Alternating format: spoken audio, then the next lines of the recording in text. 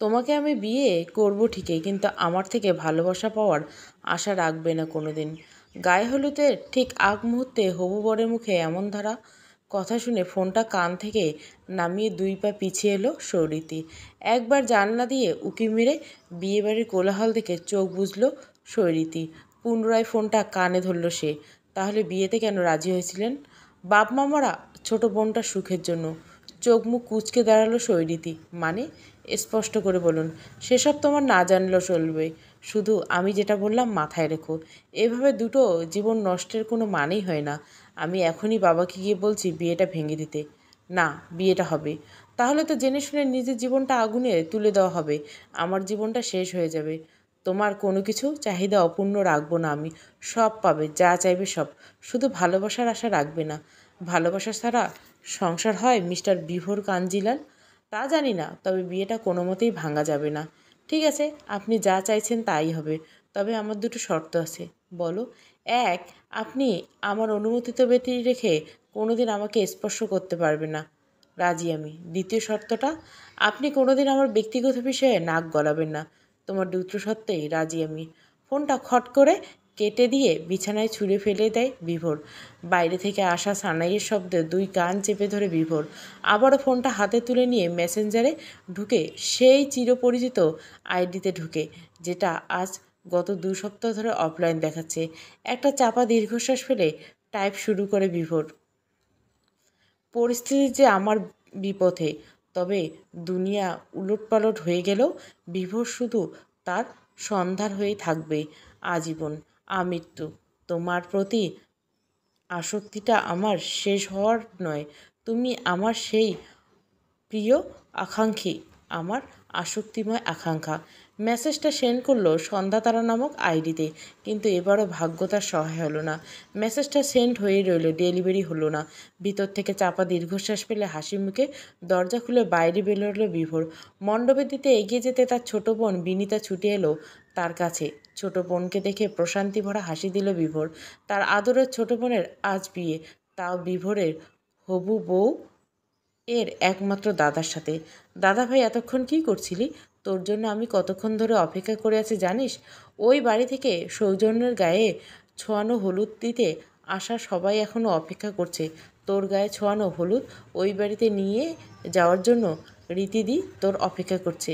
কাজ ছিল একটু, চল এবার যা নিয়ম আছে করতে বল। বিছানায় পা ছড়িয়ে ফোন ঘাটছে সৌরতী। ফোনের ডাটা অন করতে ফেসবুক ঢুকে প্রথমে সার্চ লিস্টে যায় ডাক্তার বিভোর কাঞ্জিলাল। দিয়ে সার্চ করতে ও চেনা মানুষটার প্রোফাইল বেরিয়ে আসে। প্রোফাইল খুলে চোখ যায় প্রোফাইলের পিকচারের দিকে। কোনো অ্যাওয়ার্ড ফাংশনে প্রাপ্ত অ্যাওয়ার্ড হাতে দাঁড়িয়ে আছে বিভোর। সৌরতী হাসে। টুক করে ফ্রেন্ড রিকোয়েস্ট সেন্ড করে দেয় বিভোরের আইডিতে। মিস্টার কাঞ্জিলাল, ভালো তো আমাকে বাঁচতে হবে আপনার, আর সেটা নিজ থেকেই বাসবেন। একসময় আমার সান্নিধ্য পাওয়ার জন্য ছটপট করবেন আপনি। আমাকে একটিবার দেখার জন্য পাগলের মতো ছুটে আসবেন আমার কাছে। এটা আমার চ্যালেঞ্জ। এই শরীরটি লাহিড়ী ফাঁকা আওয়াজ দেয় না। Wait and watch. Doctor Kanjilal. গায়ে হলুদের পর্ব মিটিয়ে 2 বাড়ি আত্মীয়স্বজন রওনা দেয় বিবাহের জন্য ভাড়া করা লজের উদ্দেশ্যে। 2 বাড়ির একেবারে মধ্যবর্তী স্থানে অবস্থিত মুখোমুখি লজ। এই লজের পুরো লাহিড়ী পরিবার, আর অন্য লজে পুরো কাঞ্জিলাল পরিবার। বিয়ে বাড়িতে এবং বৌভাতের অনুষ্ঠান সব লজেই হবে।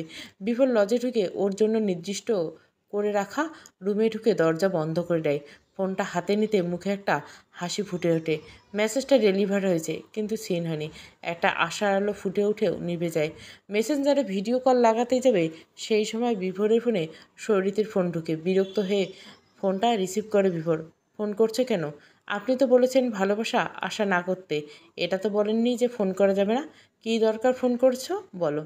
দেখুন, আমি জানি আপনি আপনার ইচ্ছের বিরুদ্ধে বিয়েটা করছেন, তবে বিয়ের সময় যদি ব্যর্থ প্রেমিকের মতো মুখ গম্ভীর করে রেখে বিয়ের একটা ছবি খারাপ করেছেন, তাহলে আবার দ্বিতীয়বার বিয়ে করাবো আপনাকে দিয়ে। তোমাকে কে বললো আমি ব্যর্থ প্রেমিক? এটা তো অল্প সময়ের ব্যাপার। একটু বুদ্ধি থাকলে এটা বোঝা যায়। কিভাবে? প্রেমিকা না থাকলে আপনি কি আর আমাকে ভালোবাসতেন না? আমি তো অতটাও দেখতে খারাপ নেই, তাই না? ঠিক বলেছ। আমি একজনকে ভালোবাসি। আমি এভাবে তোমার জীবনটা নষ্ট করতে চাইনি, কিন্তু তোমার বাবা কথাটা বলে থেমে যায় বিভোর। কি মারাত্মক ভুল করতে যাচ্ছিল সেটাই ভেবে আঁতকে উঠে সে। মিস্টার সুভাষ লাহিড়ী যদি জানতে পারেন ওনার মেয়েকে এই কথাটা বলে দিয়েছে বিভোর, তাহলে যে ওর বোনের বিয়ে ভেঙে যাবে। 2 মাসে অন্তঃসত্ত্বা বিনিতা যে তখন আত্মহত্যা করা ছাড়া কোনো উপায় থাকবে না। আমার বাবা কি ডক্টর কাঞ্জিলাল? কিছু না, রাখছি। এই শুনুন। শুনছি। সিঁদুরটা যেন আমার নাকে পড়ে। বিরক্ত হয়ে কোনো উত্তর না দিয়ে ফোনটা কেটে দিল বিভোর। ফোনটা রেখে পিছন ঘুরেই বিনিতা জড়িয়ে ধরে বিভোরকে ফুঁপিয়ে কেঁদে উঠে, কাঁদিস না পাগলি। দাদাভাই, আমার একটা ভুলের জন্য তোর জীবনটা শেষ হয়ে গেল এভাবে, শুধুমাত্র আমার জন্য। তুই আজ নিজেকে বলে দিচ্ছিস? জানিস নি তুই মা যখন মারা যায় তখন তোর বয়স কত? মাত্র 3 দিন। বিপুর 4 আর আমার 10। সেই তখন থেকে তোদেরকে নিজে হাতে বড় করেছি আমি। তোরা হলি আমার দুটো চোখের মণি। আমার এক চোখ মণি খারাপ হয়ে গেলে আমি তো এমনিতেই অন্ধ হয়ে যাব। তাই তোকে কষ্ট রেখে আমি কিভাবে সুখী হব বলতে পারিস? আমার সব সুখের কারণ তো তোরা। আমাকে ক্ষমা কর দাদা ভাই। আমি আর সৌজন্য তোকে না জানিয়ে 1 বছর আগে রেজিস্ট্রি ম্যারেজ করে ফেলেছি, আর তার ফল আমার পেটে বাচ্চা। ছি বোন, নিজের সন্তানকে এরকম বলতে হয় না। ও তোদের দুজনেরই বৈধ বাচ্চা। আর খবরদার দ্বিতীয়বার যদি আমার ভাগ্নে বা ভাগ্নিকে খারাপ কথা বলছিস তাহলে খুব বকবো। বারে, ভাগনা ভাগ্নি পৃথিবীর আলো না দেখতেই দাদা বোনের ঝগড়া বাঁধিয়ে দিচ্ছে। আবার খারাপ কথা বলছিস? দাদা ভাই, তুমি রীতিদিকে মেনে নিতে পারবে তো? এসব কথা থাক না বোন। ওদের কথার মাঝখানে ঘরে একজোড়া ছোট পা হেলতে দুলতে ঘরে ঢুকে কোমরে হাত দিয়ে রাগী ভঙ্গিতে দাঁড়ায়। বিভোর আর বিনিতা ওর ভঙ্গিমা দেখে হেসে ফেলে। বিভোর বাচ্চাটির সামনে বলে, মামু, তুমি আমাতে এত ভালোবাসো না। এ বাবা, আমার পাকনা বুড়িকে কে বলছে তার মামু তাকে ভালোবাসে না?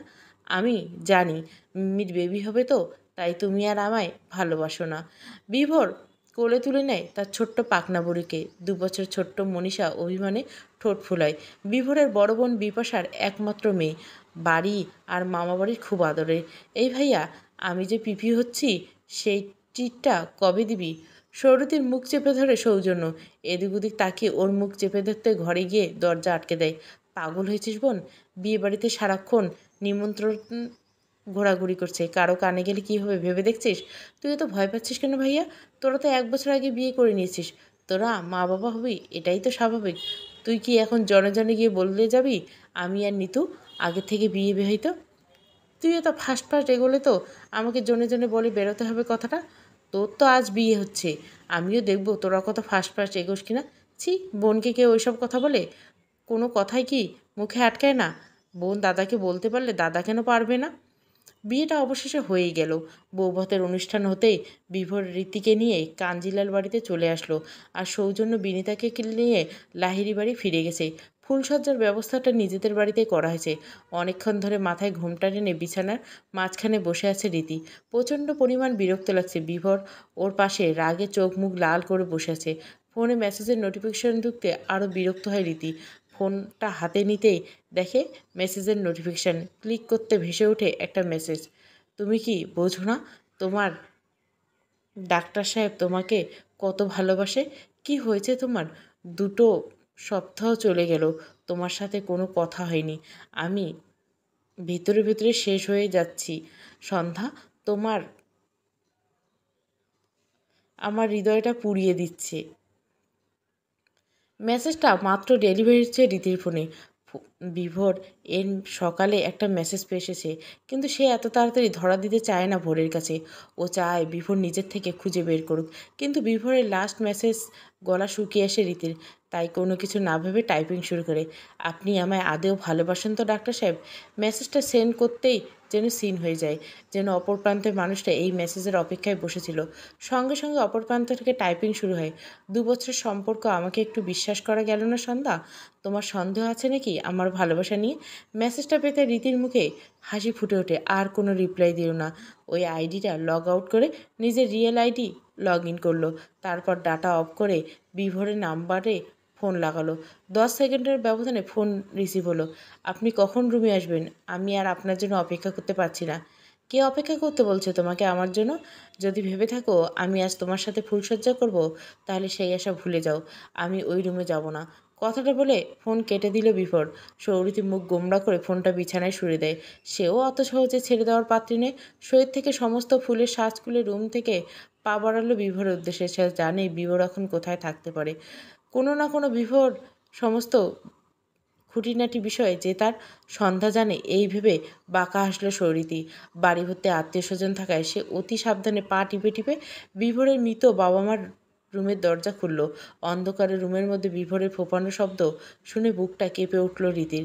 রুমের লাইটটা জেরে বিছানার পাশে বসে থাকা বিভোরকে টেনে নিজের বুকে জড়িয়ে নিল সে। কয়েক সেকেন্ডের মধ্যে সিদ্ধান্ত নিয়ে নেয় যে সবটা জানিয়ে দিবে সে বিভোরকে। কারণ বিভোরকে সে প্রচণ্ড ভালোবাসে। তাই ভালোবাসার মানুষের কান্না সে দেখতে পারবে না। আপনাকে আমার কিছু বলার ছিল। মেয়েলি কণ্ঠস্বর শুনে সৌরীতির বুক থেকে ছিটকে সরে যায় বিভোর। এতক্ষণ ওর খেয়াল ছিল না ও কাকে জড়িয়ে দিয়েছিল। তুমি এখানে কি করছো? রুমে যাও, বলে উঠে দাঁড়িয়ে বারান্দায় চলে যায় বিভোর। সৌরীতি যায় বিভোরের পিছনে, গিয়ে পিছন থেকে জড়িয়ে ধরে বিভোরকে। ডাক্তার সাহেব, আমি আপনার কথাটা শেষ করতে পারে না সৌরীতি। প্রচণ্ড রাগের বসে সজোরে ধাক্কা দিয়ে বিভোর সৌরীতিকে। সৌরীতি টাল সামলাতে না পেরে পড়ে যায় বারান্দার এক কোনায়। লোহার রেলিং মাথা লেগে কপালে বেশ খানিকটা অংশ কেটে রক্ত গড়িয়ে পড়ে সৌরীতির গাল দিয়ে। সেদিকে কোনো খেয়াল নেই বিভোরের। তোমাকে আমি বলছি না ভালোবাসা আশা করবে না, তা সত্ত্বেও তুমি আমার অ্যাটেনশন পাওয়ার চেষ্টা করছো। আর please don't call me doctor সাহেব। নেক্সট টাইম বেরিয়ে যাও এই ঘর থেকে। আমার ধারে কাছে আসার চেষ্টা করবে না, নাহলে এর ফল খুব খারাপ হবে। পকেট থেকে সিগারেট বার করে সিগারেট ধরায় বিভোর। শরীরে কোনো রকম হাত দিয়ে কপালটা চেপে ধরে চোখের জল ফেলতে ফেলতে বেরিয়ে যায় রুম থেকে। ফুলসজ্জার ঘরে ঢুকে দরজা বন্ধ করে দিয়ে বিছানায় সাজানো সব ফুল ছিঁড়ে ফেলে সৌরীতি। তারপর বিছানায় উবুর হয়ে শুয়ে বালিশটাকে চেপে ধরে কাঁদতে থাকে। বৌদি, বৌদি, দরজা খুলো। বড় ননদ বিপাশার ডাকে ঘুম ভাঙে সৌরীতির। জানলা দিয়ে সূর্যের আলো প্রবেশ করছে রুমের মধ্যে। চোখের জল শুকিয়ে যাওয়ায় চোখের টান লাগতে সামনে গিয়ে আয়নার সামনে দাঁড়ায় সৌরীতি। নিজের মুখমণ্ডলের অবস্থা থেকে আঁতকে ওঠে। মুখের বাঁ সাইডটা শুকনো রক্তের দাগ জলজল করছে এখনো। বৌদি, উঠেছ? আমরা বাড়ি যাচ্ছি, একবার বাইরে এসো। না, এই অবস্থায় বাইরে যেতে পারবে না সৌরীতি। সবাই জিজ্ঞাসা করলে কী উত্তর দিবে? দিদিভাই, আমি চেঞ্জ করে নিচে আসছি, মিনিট 15 একটু অপেক্ষা করো প্লিজ।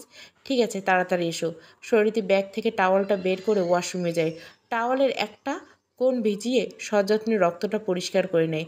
তারপর ব্রাশ করে রুমে আসে। ডাক্তার মানুষের ঘর একটু খুঁজতে ফার্স্ট এড বক্সটা পেয়ে যায় সৌরীতি। আয়নার সামনে দাঁড়িয়ে ক্ষতস্থানে মলম লাগিয়ে নিজেই নিজে ব্যান্ডেজ করে নেয়। তারপর নতুন শাড়ি বের করে পরে ঘোমটা দিয়ে রুমের বাইরে বেরোয় সৌরীতি। ড্রয়িং রুমে যেতে দেখে বিপাশা ওর মেয়ে মনীষাকে কোলে নিয়ে দাঁড়িয়ে আছে। সৌরীতি গিয়ে ওদের সামনে দাঁড়ায়। এখনই চলে যাচ্ছ দিদিভাই? আর কটা দিন থেকে গেলে হতো না? না গো বৌদি, আমাদের কাল দিল্লি ফিরতে হবে। তোমাদের বিয়ে উপলক্ষে তোমার জামাই 5 দিনের ছুটি ম্যানেজ করে এসেছে, তাই আর থাকতে পারবো না। তোমরা একটু বসো, আমি ব্রেকফাস্ট বানাচ্ছি। বৌদি, আজকে আর নয়, নেক্সট টাইম এসে তোমার হাতে রান্না খেয়ে যাবো। কিন্তু তোমার কপালে কি করে কাটলো গো? ও কিছু না, অচেনা জায়গায় অন্ধকারে হাঁটতে গিয়ে দেওয়ালে মাথা ঢুকে গেছে। চিন্তা করো না, তোমার দাদাভাই তো ব্যান্ডেজ করে দিয়েছে। বৌদি, আমার দাদাভাইয়ের খেয়াল রাখো। মা বাবা মারা যাওয়ার পর আমাদের খেয়াল রাখতে গিয়ে নিজের খেয়াল রাখতে সময় পায়নি দাদাভাই। তুমি একটু ওকে দেখ দেখে রেখো, যত্নে রেখো। বিপাশার মেয়ে আর বরকে নিয়ে চলে যায়। সকাল হতে না হতে সব আত্মীয় স্বজনরা চলে যাওয়ায় বাড়ি এখন পুরো ফাঁকা। শরীতে আর বিভোর ছাড়া কেউ নেই বাড়িতে। শরীতে রান্নাঘরে ঢুকে বিভোরের প্রিয় ব্ল্যাক কফি বানায় বলে অনেক খোঁজাখুঁজির পর সমস্ত প্রয়োজনীয় জিনিসপত্র পেয়ে যায়। কফি বানিয়ে বিভোর কাল রাত থেকে যেই রুমে আছে সেই রুমের সামনে যায়। ভিতরে আসবে মিস্টার কাঞ্জিলাল। ভেতর থেকে কোনো সাড়া শব্দ না পেয়ে ভেজানো দরজাটা হালকা হাতে ঠেলে সৌরীতি ভেতরে ঢুকে দেখে ভোর পুরো বিছানা জুড়ে উবুর হয়ে হাত পা ছড়িয়ে ঘুমাচ্ছে। কফির কাপটা টেবিলের উপর রেখে বিভোরের কাছে যায়। বিভোরবাবু, আপনার জন্য কফি এনেছি। বিভোরবাবু, নিতু, ঘুমাতে দে, আজ হসপিটালে যাব না, অফ নিয়েছি। বিভোরবাবু, আমি রীতি, সৌরীতি। সৌরীতি নামটা শুনে ধর পড়িয়ে বিছানায় উঠে বসে। চোখ দুটো হাতের উল্টো পিঠ দিয়ে রোগড়ে তাকায় রীতির দিকে। তুমি এই ঘরে এসেছো কেন? আমার পারমিশন ছাড়া এই ঘরে কেউ ঢুকে না। এক্ষুনি বেরিয়ে যাও, আর নেক্সট টাইম যেন এই ঘরে আশেপাশে তোমাকে না দেখি। চন্দ্রের অবস্থান খোলা আকাশে কোনো এক প্রান্তে পূর্ণিমা চাঁদের আলোয় অবহেলিতভাবে প্রবেশ করছে শৈরীতে রুমের বারান্দায়। সেখানে যে চন্দ্রবিলাস করার মতো কোনো ভালোবাসার মানুষ নেই। রুমের মধ্যে টেবিল ল্যাম্পের সুইচটা একবার অন একবার অফ করছে শৈরীতি। বছর দুয়েক আগে মেসেঞ্জারের কলের কিছু কথোপকথন ভেসে আসছে শৈরীতির চোখে। আপনি আমাকে না দেখে কিভাবে ভালোবাসার কথা বলছেন ডাক্তার সাহেব? ভালোবাসতে গেলে কি আগে তাকে দেখতে হবে? অবশ্যই। আমি যদি কুৎসিত দেখতে হয় আপনার পাশে তো আমাকে মানাবে না। মানুষের রূপ কখনো কুৎসিত হয় না, কুৎসিত হয় মানুষের মন। আর তোমাকে না দেখে তোমার সুন্দর মনের পরিচয় আমি পেয়েছি। আমাকে সত্যিই আপনার পাশে মানাবে না ডাক্তার সাহেব? মানতে হবে না। পরস্পরের প্রতি ভালোবাসাটা থাকলে মানছে কি মানছে না এই নিয়ে ভাবার দরকার নেই। তুমি আমার, একান্ত আমার ব্যক্তিগত নারী। ভোরের আকাশের সন্ধ্যাতারা তুমি। এইসব ভাবনার মধ্যে সৌরীদের মনে হলো একবার সন্ধ্যাতারা নামক আইডিতে লগ ইন করতে। যেমন ভাবো তেমন কাজ। লগ ইন করতে পরপর কয়েকবার মেসেজ ঢুকলো শৈরীতের মেসেঞ্জারে। ছোটবেলা থেকে বোনদের বড় করার জন্য আমার নিজের ভালো লাগা ভালোবাসা সব বিসর্জন দিয়েছিলাম। তখন বোনদের মানুষের মতো মানুষ করাই ছিল আমার জীবনের প্রথম লক্ষ্য। অন্য কিছু নিয়ে ভাবার সময় ছিল না। কিন্তু তোমার সাথে পরিচয় হওয়ার পর আমার রোজকার শিডিউল বদলাতে শুরু করে। ধীরে ধীরে ভোরের জীবনে সন্ধ্যার আগমন ঘটল। ভোর নিজেকে চিনল, সন্ধ্যার প্রতি তার একটা আসক্ত তৈরি হলো। তোমার দিক থেকে পজিটিভ কিছু আন্দাজ পেয়ে আমি সম্পর্কটাকে এগিয়ে নিয়ে গেছিলাম। ভেবেছিলাম তোমার মনেও আমার জন্য একটা আসক্তিময় আকাঙ্ক্ষা আছে। কিন্তু সেই তুমি আজ আমার ভালোবাসার পাশে প্রশ্নচিহ্ন রেখে দিলে। মেসেজগুলো পড়ে সৌরদীর কোমল হৃদয় কেটে উঠল। এখন তার মনে হচ্ছে এই বিয়েটা না করলেই ভালো হতো। কিন্তু সে তো ভাবেনি এত কিছু হয়ে যাবে। ভেবেছিল বিয়ের সপ্তাহখানেকের মধ্যে বিভোরকে সারপ্রাইজ দেবে। কয়েক সপ্তাহ দূরত্বের পর যখন বিভোর আসল সত্যি জানবে তখন বিভোরের প্রতিক্রিয়া কেমন হবে সেটা দেখার একটা লোভ তৈরি ছিল শরীরের মনে। কিন্তু সব যে এমন রকম উল্টো হয়ে যাবে, তার ডাক্তার সাহেব যে এতটা ভেঙে পড়বে সেটা ভাবেনি শৈরীতি। অজান্তে ফুপিয়ে কেঁদে উঠল রীতি। আমি এমনটা চাইনি ডাক্তার সাহেব, আমি সত্যি এমনটা চাইনি। আপনি কি সব সত্যি জানার পরও আমাকে ভালোবাসবেন নাকি আমাকে শুধু ঘৃণা করবেন? তখন আমি আপনার ঘৃণা নিয়ে বাঁচতে পারবো না ডাক্তার সাহেব, পারবো না আমি। কিছু একটা ভেবে চোখের জল মুছে বিছানায় উঠে বসলো শরীরী। ফোনটা হাতে নিল। ফোনে ওয়ালপেপারে তখন 12:47 দেখাচ্ছে। সে তার সিদ্ধান্তে অটল। আপনি শরীরীর কথা কোনো দিন শুনবেন না। শরীরী তাই বরাবর আপনাকে সত্যিটা জানাতে ব্যর্থ হবে। তাই সন্ধ্যাকে যা করার করতে হবে। আপনি আজ জানবেন শরীরী বলে কেউ নেই। আর না আছে সন্ধ্যা নামের কেউ। আছে শুধু সৌরতী সন্ধ্যা লাহিড়ী। উহ, লাহিড়ী না, সৌরতী সন্ধ্যা কাঞ্জিলাল। ফোনটা হাতে নিয়ে মেসেঞ্জারে ঢুকলো। এখনও বিভোরের নামের পাশে সবুজ বাতি জ্বলছে। মনকে শক্ত করে মেসেজ পাঠালো বিভোরকে। আপনার সাথে আমার কিছু কথা আছে ডাক্তার সাহেব। কয়েক সেকেন্ডের ব্যবধানে ফিরতি বার্তা পেল সৌরতী। বলো। তোমার সঙ্গে কথা বলার জন্যই তো আমি অস্থির হয়ে আছি সন্ধ্যা তারা। আমার নাম শুধু সন্ধ্যা। নামের আগে পিছিয়ে কিছু আছে। নামের শেষে তো পদবি থাকবে। তুমি কি সেটা বোঝাতে চেয়েছো? না। আগে আপনি আমাকে বলুন বিয়ে করছেন কেন? হাত থেকে ফোনটা বিছানায় পড়ে গেল বিভোরের। ও চেয়েছিল সত্যিটা জানাতে, কিন্তু সন্ধ্যার সাথে গত 2 সপ্তাহে কোনো কথা না হয় কিছুই জানাতে পারেনি সে। তুমি কি এই খবর পেয়েছো আমার সাথে দূরত্ব তৈরি করেছে সন্ধ্যা? আপনার স্ত্রীর নাম কি ডাক্তার সাহেব? তুমি আমাকে ভুল বুঝো না প্রিয়। আমি পরিস্থিতির শিকার হয়েছি। আমার নিতুর সুখের জন্য আমি এই বিয়েটা করতে বাধ্য হয়েছি। আমাকে ক্ষমা করে দাও। কি এমন পরিস্থিতি তৈরি হয়েছিল ডাক্তার সাহেব যে আপনি বিয়েটা করে ফেলেন? মেসেজটা পাঠিয়ে হাজারো প্রশ্নের উকি দেয় রীতির মনে। ও তো এইসবের কিছুই জানে না। কোন পরিস্থিতির কথা বলছে? বিভোরের ফিরতি বার্তাটা আসতে গলা শুকিয়ে যায়, চোখ ঝাপসা হয়ে যায়। ঝাপসা চোখে আবারও মেসেজটা দেখে। আমার বোন 1 বছর আগে লুকিয়ে বিয়ে করছিল। এখন সে 2 মাসে অন্তঃসত্ত্বা। আমি তাই নিতুর সম্মানের কথা ভেবে ছুটে যাই ছেলের বাড়ি। সবটা খুলে বলি ছেলের বাবাকে। উনি তখন আমাকে একটা কঠিন শর্ত দিয়ে বসেন। উনি নিতুকে নিজের বৌমা হিসেবে তখনই গ্রহণ করবেন যখন আমি ওনার বন্ধা মেয়েকে বিয়ে করব। ওনার মেয়ে কোনোদিন মা হতে পারবে না। আমি আমার ছোট বোনের কথা ভেবে এই বিয়েতে রাজি হয়েছিলাম। না হলে আমার বোনটা যে আত্মঘাতী করত। এরপরে অনেক মেসেজ এসেছে বিভোর থেকে, কিন্তু আর মেসেজ পড়ার ক্ষমতা নেই সৌরীদের মধ্যে। কোনোদিন মা হতে পারবে না, এর থেকে দুঃসংবাদ হয় না কোনো নারীর কাছে। একজন নারীর পূর্ণতা যেখানে, সেখানে তো সৌরীতে নিজেই শূন্য। আমি অজান্তে আপনার জীবনটা নষ্ট করে দিলাম ডাক্তার সাহেব। আপনার জীবনটা এভাবে নষ্ট হতে দেব না আমি। কোনোদিনও জানতেই দিব না শরীরী আর সন্ধ্যা দুজন একই মানুষ। শরীরী চলে যাবে আপনার জীবন থেকে। সে যে কোনোদিন আপনাকে বাবা হওয়ার সুখ দিতে পারবে না। তাই সরিতি আর সন্ধ্যা দুজনকেই বিদায় জানাতে হবে আপনাকে। সরিতি চলে যাওয়া যতটা আনন্দ আপনি পাবেন, সন্ধ্যা চলে যাওয়ায় ঠিক ততটাই আপনি ভেঙে পড়বেন। কিন্তু ডাক্তার মানুষরা এত সহজে ভেঙে পড়লে চলবে না। আপনাকে বাঁচতে হবে, নতুন করে জীবন শুরু করতে হবে। চোখের জলটা মুছে সন্ধ্যাতারা নামক আইডিটা ডিঅ্যাক্টিভ করে দেয় সারা জীবনের মতো। আর মায়া বাড়াবে সে। মায়া যতটা বাড়াবে ততটা ফেরার পথটা কঠিন হবে। রুম থেকে বেরিয়ে বিভোরের রুমের সামনে গেল সরিতি। দরজাটা ভেতর থেকে বন্ধ। দরজায় কান পাতলে ভিতর থেকে ভাঙচুর করার শব্দ পেল সরিতি। সারা শরীরটা কেঁপে উঠল তার। বিভোরের কিছু একটা অস্পষ্ট কথা কানে এলো সরিতির। আমার সাথে কেন এরকম হয় সবসময়? কেন আমার ভালোবাসার মানুষগুলো ছেড়ে চলে যায় আমায়? আমার ভালোবাসা তো কোনো মিথ্যে ছিল না। প্রথমে মা বাবা, তারপর নিতুটাও শ্বশুরবাড়ি চলে গেল। আর এখন তো আমার প্রিয় আকাঙ্ক্ষাও আমাকে ভুল বুঝে চলে গেল। আমাকে কেন একটু বিশ্বাস করতে পারলে না সন্ধ্যা? কেন? বিভোরে কান্না ভেজা কণ্ঠ শুনে শরীরে অবদ্ধ চোখ দুটো আবার অবদ্ধতা শুরু করে। দরজার সামনে বসে ফুপিয়ে কেঁদে ওঠে সরিতি। আপনি আমাকে বিশ্বাস করি ডাক্তার সাহেব, নিজের থেকেও বেশি বিশ্বাস করি আমি আপনাকে। আপনি যে আমার ভরসা, একমাত্র জায়গা। আমার নিজের বাবাও তো আমার কাছ থেকে সত্যিটা লুকোলো। আমি আপনাকে অনেক ভালোবাসি ডাক্তার সাহেব, কিন্তু আমার এই শূন্য জীবনের সঙ্গে আপনাকে জড়িয়ে আপনার জীবন আমি শূন্যতায় ভরে দিতে পারবো না। আপনাকে নিজের থেকে মুক্তি যে আমাকে দিতে হবে। প্রকৃতির নিয়মে সকাল হয়। বিভোরের ঘুম ভাঙল। ফ্রেশ হয়ে বিভোর রুমের দরজাটা খোলে। দরজা খুলতেই রীতির মাথাটা হেলে পড়ে রুমের দিকে। বিভোর অবাক হয়। সরিতি, সরিতি, এখানে কি করছো তুমি? সরিতি। অনেক ডাকাডাকির পর সরিতি ঘুম না ভাঙায় খানিকটা ভয় পেল বিভোর। রুম থেকে তৎক্ষণাৎ জলের গ্লাসটা এনে সরিতির পাশের বসে ওর মুখে জল ছিটালো বিভোর। মুখের মধ্যে ঠান্ডা অনুভূতি হয়। চোখ পিটপিট করে তাকালো সরিতি। এখানে কি করছো তুমি? আর এভাবে অজ্ঞান হয়ে গিয়েছিলে কেন? সরিতির মনে পড়ে যায় সব কিছু। অন্তরটা আবারও বেহায়াপনা শুরু করে। আপনি আমাকে কেন বিয়ে করলেন বিভোরবাবু? মানে সিরিয়াসলি, তুমি এটা জানার জন্য এখানে অজ্ঞান হয়ে পড়েছিলে? আমি মা হতে পারবো না জেনেও কেন নিজের জীবনটা নষ্ট করলেন এভাবে? আমার জীবন নষ্ট হওয়ার কথা বলছো তুমি? বিয়ের আগে এটা মনে ছিল না? তাহলে তো আমাদের জীবনে তুমি তৃতীয় ব্যক্তি হতে না। আর না, আমার আর আমার ভালোবাসার মানুষের বিচ্ছেদ হতো। আমি জানতাম না যে আমি একজন ব্যর্থ নারী, আমি মা হতে পারবো না। তুমি জানতে না? জানলে কখনো এই বিয়েটা আমি হতে দিতাম না। আপনি ডিভোর্স পেপার রেডি করুন ডাক্তার সাহেব বাবু, আমি সাইন করে দেবো। সেটা তো কখনোই হবে না সরিতে। অনিচ্ছা সত্ত্বেও হলেও আমাকে তোমার সাথে সংসার করতে হবে।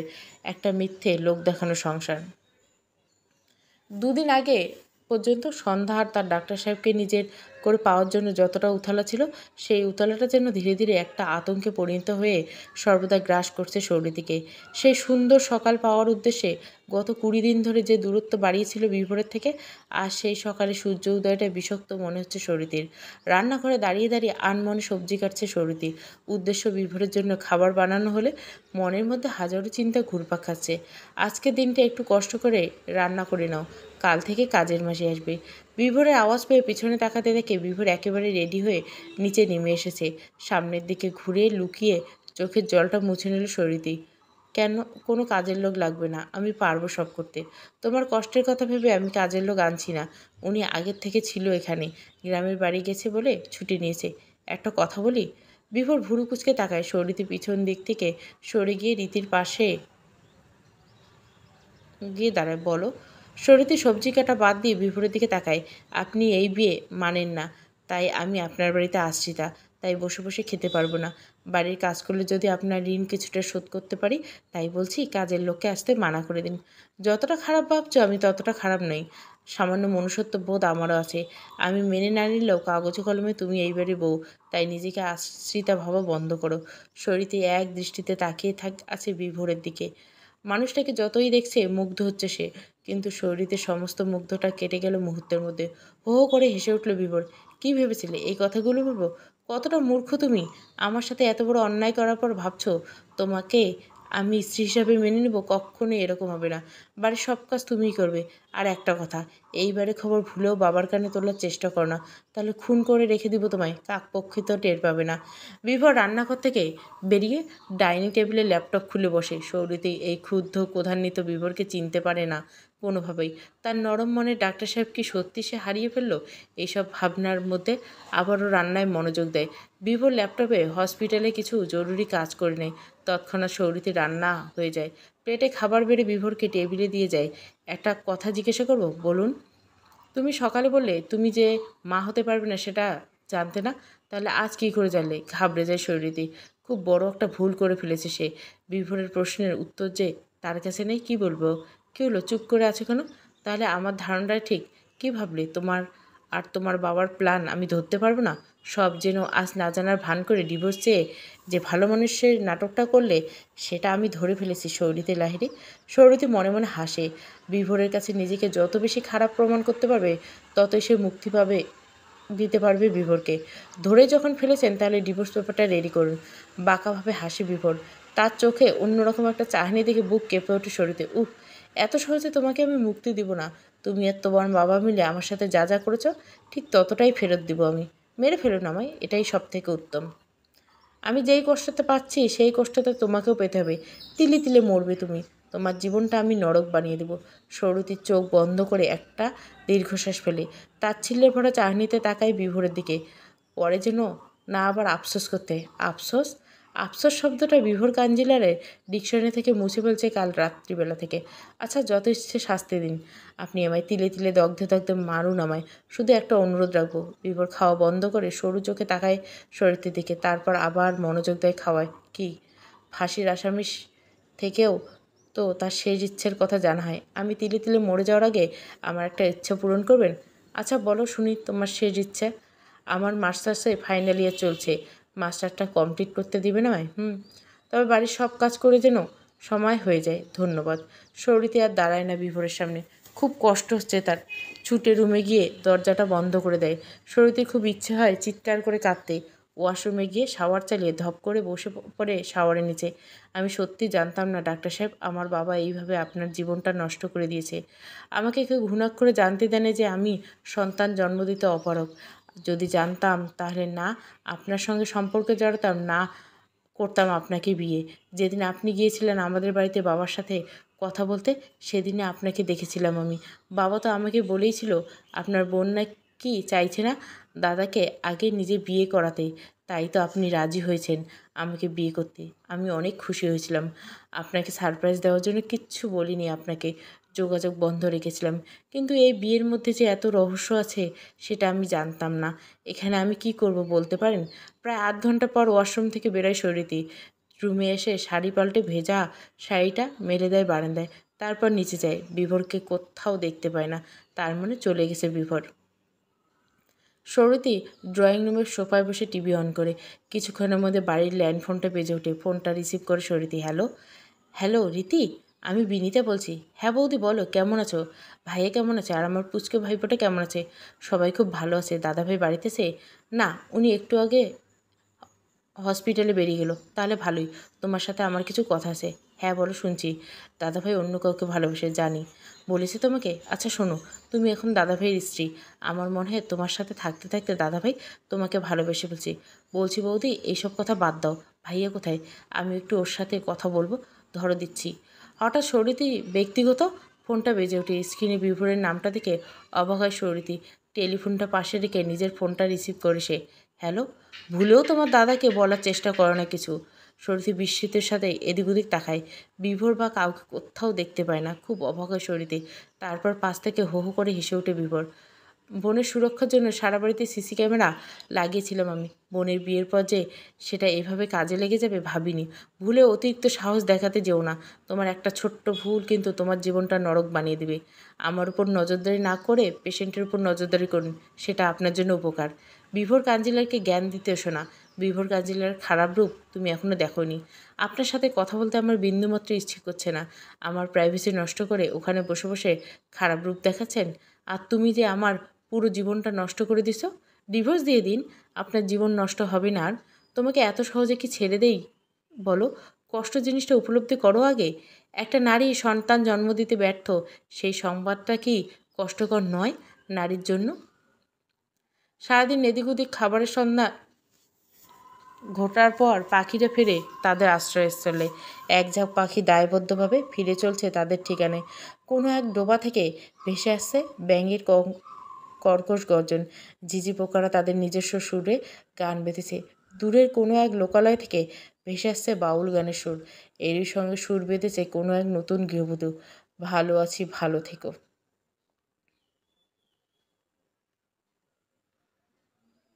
আনমনে গান বেঁধেছে সরুতির চঞ্চল মন। বাবার বাড়িতে সারাক্ষণ দৌড়ঝাঁপ করা মেয়েটা জীবনটা যেন এক নিঃসঙ্গতায় ভরে গেছে। যদিও সে আগের থেকে জানতো বিভোরকে বিয়ে করলে তাকে বাড়িতে একাই থাকতে হবে, তাই সে মনকে অনেক বুঝিয়ে এই জীবনটাই বেছে নিয়েছে। তবু সৌরীতির মনটা আজ বিষাদে ভরে আছে। হসপিটাল থেকে এসে নিজের রুমে সামনে যাওয়ার সময় মেয়েলি সুরেলা কণ্ঠে শুনে থমকে যায় বিভোর। গুটি গুটি পায়ে প্রায় দুদিন পর নিজের রুমে প্রবেশ করে বিভোর। সেই কণ্ঠস্বর খুঁজতে খুঁজতে ব্যালকনিতে যায় সে। সৌরীতে দাঁড়িয়ে ওর গান শুনতে থাকে। সৌরতী গান শেষ করে চোখ থেকে গড়িয়ে পড়া অশ্রুতে হাতের উল্টো পিঠ দিয়ে মুছে নেয়। আমাদের জীবনটা তো এমন হওয়ার কথা ছিল না। একটা ঘটনা সব কিছু এলোমেলো করে দিল। যার সাথে ঘর বাঁধার স্বপ্ন দেখেছিলাম তাকেই যে এভাবে দূরে ঠেলে দিতে হবে কখনো ভাবিনি। আমাকে ক্ষমা করে দিন ডাক্তার সাহেব, আমি অসহায়। আপনার কথাগুলো নিজের মনে বললেও পিছনে দাঁড়িয়ে থাকে বিভোর। সে কথাগুলো শুনছে সেটা জানে না সরিতি। তাই তো পিছন ঘুরে বিভোরকে দেখে দুপা পিছিয়ে যেতে রেলিংয়ে পিঠ ঠেকা সরিতি। ভয়ে দুঠোক শুকনো ঢোক গেলে। তোমাকে না কতবার বলছি আমাকে ডাক্তার সাহেব বলে ডাকবে না। জোরে জোরে দুবার দীর্ঘশ্বাস ছাড়লে সরিতি। বিভোর তাহলে তার কথা শুনে আপনাকে একটা সত্য জানানোর দরকার আছে আমার। তোমার সবটাই মিথ্যে, তবুও ভালো একটা সত্য জানাবে বলছো, বলো। সরুতির চোখ বুঝলো। ও ঠিক করে নিয়েছে এখন থেকে বিভোরের চোখে নিজেকে প্রচণ্ড পরিমাণ খারাপ একটা মেয়ে প্রমাণ করবে সে। আমার বয়ফ্রেন্ড আছে বিভোরবাবু। বিভোর ভুরু কুচকে তাকায় সৌরীতির দিকে, তারপর বাঁকাভাবে হাসে। মনে মনে কোনো একটা ছক কষে ফেলেছে। বাহ, আচ্ছা কে সেই ভাগ্যবানের পুরুষ শুনি? আমাদের কলেজের সিনিয়র, এখন পাস আউট হয়ে বেরিয়ে গেছে। বয়ফ্রেন্ড থাকা সত্ত্বেও আমাকে বিয়ে করলেন। তোমাদের বাবা মায়ের উদ্দেশ্যটা ঠিক কী আমাকে বলবে? আপনি বাবার থেকে জেনে নিচ্ছেন না কেন? সে তো সময় হলে জেনে যাবই আমি। এখন এসব ছাড়ো, আমার খিদে পেয়েছে, খেতে দেবেই, আসো। সরিতে চমকে ওঠে। নিজের জিভে শুকনো কামড় ঢোক গিলে একটা চোখ মুখ কুঁচকে তাকায় বিভোরের দিকে। বিভোর ভুরু কুঁচকে, রান্না হয়নি? আসলে হয়েছে কি ঠিকই। সৌরতী কথাটাকে শেষ করতে দেয় না, হাত দেখে থামিয়ে দেয় বিভোর। 45 মিনিট সময় দিচ্ছি। ফ্রিজে চিকেন আছে, চিকেন আর রুটি বানিয়ে আনো। 1 সেকেন্ডও যেন দেরি হয়। কথাটা বলে হনহন করে রুম থেকে বেরিয়ে যায় বিভোর। সঙ্গে সঙ্গে সরিতি আঁচলটা কোমরে গুজে ছুটল রান্নাঘরের দিকে। 50 মিনিটের জায়গায় সরিতি 50 মিনিট সময় নেয় রান্না কমপ্লিট করতে। সে ভয়ে ভয়ে ডাইনিং টেবিলে রুটির প্লেটটা রাখে। টেবিলে বসে থাকে বিভোর রাগি চোখে তাকায় সৌরিতের দিকে। 5 মিনিটস অ্যান্ড 23 সেকেন্ড লেটস। এর জন্য কী শাস্তি চাই তোমার? সৌরিতে দাঁতে দাঁত চেপে চোখ বুঝে। না, এভাবে বিভোরের অত্যাচার সহ্য করবে না ও। ও তো কোনো ফেলনা নয় যে বিভোর ওকে এভাবে কাজের লোকের মতো ট্রিট করবে। আমি আপনার বাড়িতে কাজের লোক নই ডক্টর কাঞ্জিলাল। আমার সাথে যদি এমন ব্যবহার করতে থাকেন তাহলে আমি বাবার কাছে চলে যাব। বিভোর রেগে চেয়ার থেকে উঠে দাঁড়ায়। শরীরে হাত দুটো শক্ত করে ধরে দেওয়ালের সাথে চেপে ধরে সরতির ভয়ে চোখ বন্ধ করে ফেলে। হৃৎপিণ্ড গতি খুব দ্রুত বাড়ছে। হাত কাঁপছে সরতির। বিভোর আরও শক্ত করে চেপে ধরতে হাতে খুব ব্যথা পায় সে। ব্যথার জন্য চোখের জল চলে আসে। হুমকি দিচ্ছ? আমাকে হুমকি দিচ্ছ তুমি? ছাড়ুন, লাগছে আমায়। লাগুক, তোমার জন্য যে আমার হৃৎপিণ্ডটাই পুরো গুড়িয়ে গেছে তখন কতটা লেগেছে আমার বুঝতে পারছো? সেই ব্যথার তুলনায় তো এটা কিছুই না। আপনি যেটা আমার সঙ্গে করছেন সেটা যদি আমার দাদা বৌদির সঙ্গে করে তাহলে আপনার কেমন লাগবে ডক্টর বিভোর কাঞ্জিলাল? বিভোরের হাতের বাঁধন হালকা হতে সৌরিতি সরে যায় ওখান থেকে। ছুটে রান্নাঘরে এসে মুখ চেপে কাঁদতে থাকে। বিভোর ওখানে থমকে দাঁড়িয়ে থাকে। এতক্ষণ তো এটা ভেবে দেখে নিও যদি কোনোভাবে ওর বোনের শ্বশুরবাড়ি এইসব কথা জানাজানি হয় তাহলে ওর বোনের যে লাইফ রিস্ক হয়ে যাবে। না, আমার ভুলের জন্য নিতুকে কষ্ট পেতে দেবে না, কিছুতেই না। দুজনে কারো আর রাতের খাওয়া হয়ে ওঠেনি। একজনের মনে অভিমানে পাহাড় জমতে শুরু করছে আর অন্যজনের মনে শুধু ঘৃণা। বিভোর যত ভাবে ও নর্মালি থাকবে সৌরিতির সামনে, আর 5টা স্বামী স্ত্রীর মতো থাকবে, কিন্তু সেটা পেরে ওঠে না। সৌরিতিকে দেখলে একরাশ ঘৃণা এসে ভর করে বিভোরকে। আর সেই ঘৃণাটাই পরবর্তীতে রাগে রূপান্তরিত হয়, যার জন্য পশুর মতো ব্যবহার করে বিভোর সৌরিতির সঙ্গে। মা বাবার রুমের বারান্দায় সিগারেট ধরে নির্জনে অন্ধকার উপভোগ করছে বিভোর। মানসপটে ভেসে আসছে গত 2.5 বছর আগের স্মৃতি। সন্ধ্যাতারা নামক বেশ আনকমন লাগাতে ফ্রেন্ড রিকোয়েস্ট পাঠিয়েছিল বিভোর। প্রায় 1 মাস পর সেই রিকোয়েস্টটা অ্যাকসেপ্ট করে অপর প্রান্তে। সেটা দেখে বিভোর আইডিটা ভিজিট করে।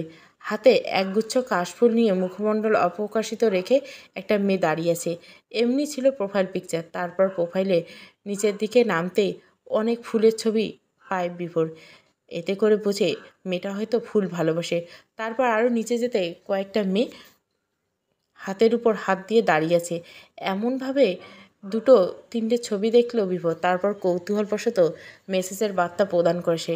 আপনাকে শুকতারা ভোর রূপে ভোরের আকাশে আসার জন্য অভ্যর্থনা জানানো হচ্ছে মাননীয় সন্ধ্যাতারা। মেসেজ ডেলিভারি হওয়ার প্রায় 7 ঘন্টা পর অপর প্রান্ত থেকে ফিরতি বার্তা পায় বিভোর। সন্ধ্যাতারা সন্ধ্যার আকাশেই মানানসই। ভোরের আকাশে যেতে হলে যে সময়ভেদ করতে হবে। মেসেজটা খানিকক্ষণ যাবৎ পর্যবেক্ষণ করে বিভোর। আইডিটাকে আসল না নকল বুঝতে বেগ পেতে হচ্ছে তাকে। সারা জীবন পড়াশোনা নিয়ে থাকায় এসব বাহ্যিক জ্ঞান খুব কম তার। কিছু একটা ভেবে টাইপ করতে বসে বিভোর। সন্ধ্যাতারা কি আসলে সন্ধ্যাতারা, নাকি এর ভিতর লুকিয়ে আছে অন্য কোনো নক্ষত্র? মেসেজটা পাঠিয়ে ওটির জন্য রেডি হয় বিভোর। মস্তিষ্কে ডক্টর বিভোর কাঞ্জিলাল হলো একজন সম্মানীয় ব্যক্তিত্ব। হসপিটাল জুড়ে শুধুই বিভোরের নাম। তখন 30 বছরে এই ডাক্তারের রূপে পাগল হয়ে অনেক বেনামি ওষুধ নিয়ে আসেন মহিলারা। সেদিন হসপিটাল থেকে বাড়ি ফেরার ফোন চেক করতেই 5 ঘন্টা আগে সন্ধ্যাতারা আইডি থেকে আসা মেসেজটা পায় বিভোর। সন্ধ্যাতারার মাঝে লুকিয়ে আছে এই মানবীর গোপন পরিচয়। বিভোর মুচকে হেসে মেসেজ লিখে, সন্ধ্যা নাকি তারা। অপর প্রান্ত থেকে কয়েক সেকেন্ডের ব্যবধানে সিন হয়ে যায় মেসেজটি। সেখানে আমি নিজে নক্ষত্র হই কী করে? সেখানে আমার আকাশের বসবাস লক্ষ লক্ষ কোটি নক্ষত্র। বিভোর একটা বিশ্ব জয় করা হাসি দেয়। মানে বুঝতে পেরেছে যে গোপন পরিচয় উপলব্ধি করে পেরেছে। ভোরের আকাশে একটা শুকতারার বড্ড অভাব। এই সন্ধ্যার আকাশে সন্ধ্যাতারাকে ভোরের আকাশে খুব প্রয়োজন ম্যাডাম। সাক্ষাৎ বিনা সন্ধ্যাতারা যে কখনোই ভোরের আকাশে শুকতারা হতে পারবে না ডাক্তার সাহেব। বিভোর কৌতূহল বেড়ে চলছে। আবারও টাইপ শুরু করে। সন্ধ্যা আর ভোরের মিলনস্থল যে একমাত্র এই শুক্র গ্রহ। সময় বেঁধেছে আকাশে সন্ধ্যাতারা আর ভোরের আকাশে শুকতারা। তাহলে পরজন্মে পৃথিবী গ্রহে ভোর না হয়ে শুক্র গ্রহে ভোরন। দেখা হবে তখন আমাদের। এই পৃথিবীতে সন্ধ্যা আর ভোরের মিলন ঘটবে। কথার মায়াজালে যে আটকে গেছে মস্তিষ্ক বিশেষজ্ঞ ডক্টর বিভোর কাঞ্জিলাল। অবাধ্য মন মস্তিষ্ক। দিবাস্বপ্ন না দেখে মায়াজাল থেকে বেরিয়ে পড়ুন ডাক্তার সাহেব। মায়া বাড়ালে কিন্তু আর বেরোতে পারবে না। সন্ধ্যা আর ভোরের মিলন কোনোদিনও সম্ভব নয়। সময় বহমান। সেকেন্ড, মিনিট আর ঘন্টার কাঁটা বাঁধা ঘড়িও টিকটিক শব্দে জানান দিচ্ছে নদীর স্রোতের মতো বয়ে চলছে। কেটে গেছে 48 ঘন্টা। বিভোর আর কোনো খারাপ ব্যবহার করেনি শরীরের সাথে। আজ অষ্টমঙ্গলার অনুষ্ঠান। অনেক দোটানার পর একটা মাঝামাঝি সিদ্ধান্তে এসে পৌঁছেছে সবাই। বিনীতার সৌজন্য সকালে আসবে বিভোরদের বাড়ি। সারাটা দিন থেকে অষ্টমঙ্গলার সমস্ত নিয়মপালন আর সূর্য ডোবার আগে ওরা বিভোর আর সৌরিতিকে নিয়ে ফিরবে। বিভোরের বাবা মা না থাকায় সব দায়িত্বটা এসে পড়েছে সৌরিতির কাঁধে। সকাল থেকে কোমর বেঁধে নেমে পড়ছে সৌরিতে আয়োজন করতে। সকাল সকাল বিভোর বাজার থেকে কি চিকেন, মাটন, শাকসবজি সহ অনেক ধরনের মাছ কিনে এনেছে। সৌরিতি সবটা একা না করতে পারায় বিভোর টুকটাক সাহায্য করছে সৌরিতিকে রান্নাঘরে। একটা অনুরোধ করব, বিভোর সবজি কাটতেই মনোযোগ রেখে সৌরিতির দিকে না থেকে সমৃতিতে, ওকে? আমার ভাইয়ের সামনে এমন কোনো ব্যবহার করবে না যাতে ও বুঝে যায় যে ওর বোন ভালো নেই। থমকে যায় বিভোর। ছুরিটা রেখে সৌরিতির দিকে তাকায়। সৌরিতি তখন মাছ ভাজতে ব্যস্ত। বিভোর আবার ছুরিটা তুলে নিয়ে সবজি কাটায় মনোযোগ দেয়। আমাকে কিছুটা সময় দিবে সৌরিতি? সৌরিতি ভুরু কুঁচকে তাকায় বিভোরের দিকে। বিভোর তখন ওর দিকে তাকিয়ে আছে। সময়? কিসের সময়? তোমাকে স্ত্রী হিসেবে মেনে নিতে আমার কিছুটা সময়ের প্রয়োজন। তাচ্ছিল্যে হাসি এসে সৌরিতি নিজের বাঁধানো ভাগ্যটাকে দেখে নিজের হাসি পায় ওর। আমার বয়ফ্রেন্ড আছে ডাক্তারবাবু। আপনি স্ত্রী হিসাবে মানলেও আমি আপনাকে কোনোদিন স্বামী হিসাবে মেনে নেব না। এই বিষয়ে তাহলে তোমার বাবার সাথে কথা বলে আমাকে মুক্তি দাও। দম বন্ধ হয়ে আসছে আমার এই মিথ্যে সম্পর্কে। দিয়ে দিব খুব তাড়াতাড়ি।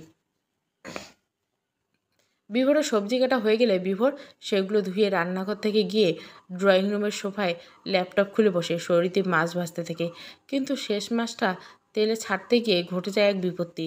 অমনোযোগী সৌরিতের ডান হাতে এসে পড়ে অতিরিক্ত গরম তেলের অনেকটা অংশ। ব্যথায় চিৎকার করে ওঠে সৌরিতির চিৎকারে ভয় পেয়ে যায় বিভোর।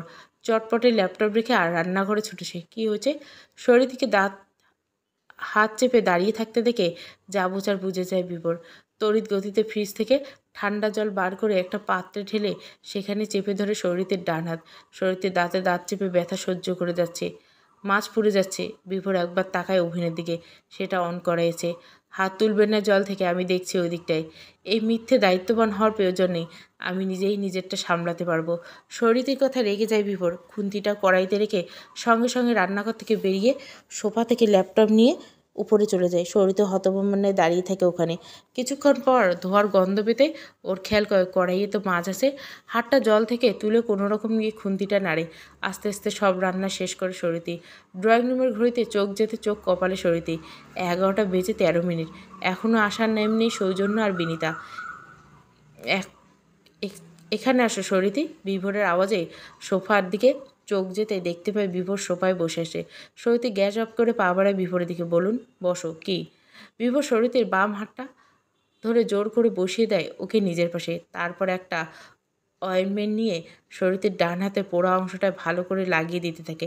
শরীরে অবাক হয়ে তাকিয়েছে বিভোরের দিকে। এটাই তো চেয়েছিল তার ডাক্তার সাহেবকে, এভাবে পাশেই চেয়েছিল সে। অয়েনমেন্ট লাগাতে লাগাতে কিছু একটা মনে পড়তে ভুরু কুচকায় বিভোর।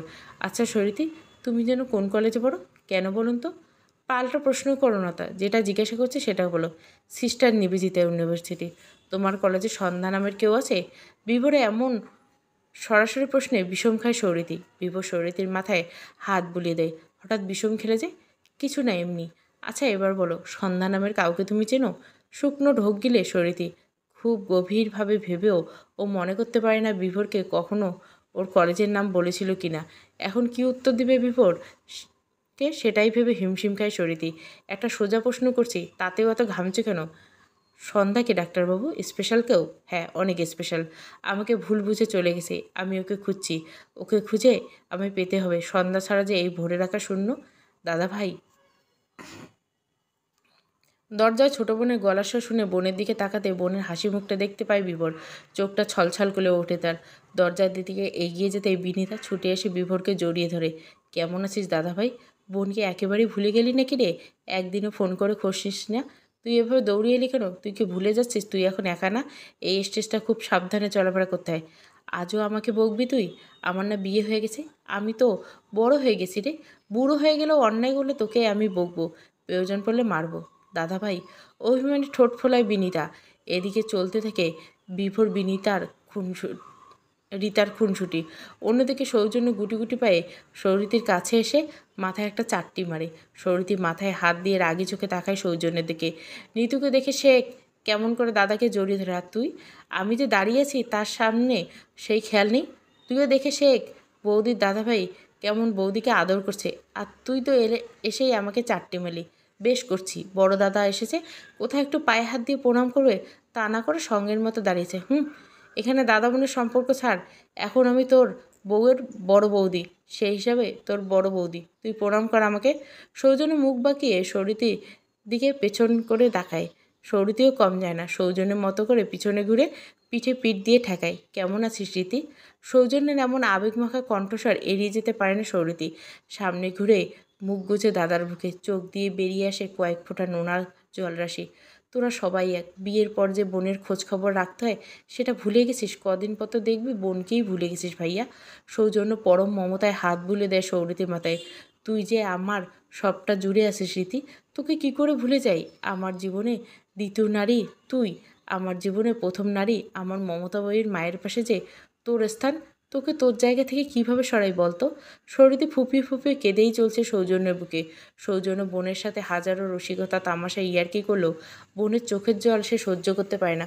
চুপ কর রীতি, তোর কান্না আমার সহ্য হয় না। তুই যদি এখন কান্না না থামাস তাহলে আমি চলে যাব কিন্তু এখান থেকে। সৌরতী ভেজা চোখে মুখ তুলে তাকায় সৌজন্যের দিকে। তারপর ওকে ছেড়ে দিয়ে কিছুটা দূরে গিয়ে দাঁড়ায়। এবার সৌজন্যের খেয়াল হয় সৌরতীর হাতের দিকে। সৌরতীর ডান হাতটা চেপে ধরে সৌজন্য। তোর হাতে কি হয়েছে? সৌরিতি একবার বিভোরের দিকে তাকায়। বিভোর ওর দিকে তাকিয়ে আছে। বিনীতা আর সৌজন্য সৌরতির উত্তরের জন্য অপেক্ষা করে আছে। এতটা পুড়ল কীভাবে তোর হাত? কী হয়েছে বল আমাকে। আসলে ভাইয়া ওই একটু রান্না করতে গিয়ে তেল পড়ে গেছে। তুই রান্না করছিস? তোর আগুনে ফোবিয়ে থাকা সত্ত্বেও তুই আগুনের সামনে গেছিস? ওই বাড়িতে তোকে আগুন থেকে থেকে দূরে দূরে রেখে এই বাড়িতে এসে তুই আগুনের সামনে গেছিস? এই বাড়িতে তুই ভালো আছিস তো বোন? বিভোরের চোখে অপরাধের দৃষ্টিতে তাকায় সৌজন্যের দিকে। ও কি আগে জানতো শরীরে আগুনে ফোবিয়া আছে? তাহলে কখনোই ওকে আগুনের সামনে যেতে দিত না। আর যাই হোক, প্রতিশোধ নিতে গিয়ে কোনো মানুষকে মৃত্যুর দিকে ঠেলে দিতে সে পারবে না। আমি কালই একটা কাজের লোক পাঠিয়ে দেবো এই বাড়িতে। তার কোনো দরকার নেই ভাইয়া।